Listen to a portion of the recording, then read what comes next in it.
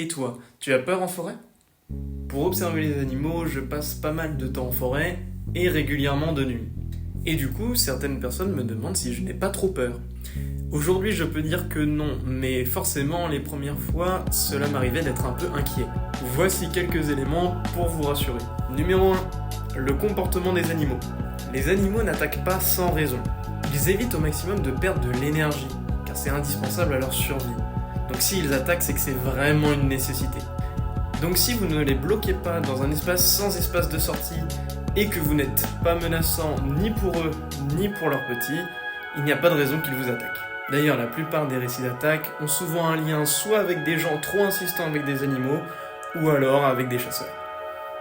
2. Les bruits. On entend beaucoup de bruits différents dans la forêt, et souvent, notre imagination s'emballe. L'origine de ces bruits est souvent bien moins effrayante qu'on ne le croit. C'est souvent un petit oiseau qui s'envole d'une branche. C'est fou le bruit qu'ils font par rapport à leur taille. Ou encore plus simple, des branches d'arbres qui tombent au sol. C'est vraiment le plus fréquent. Numéro 3. Notre présence à nous. En France, la plupart des animaux sauvages sont chassés, donc ils nous fuient comme la peste.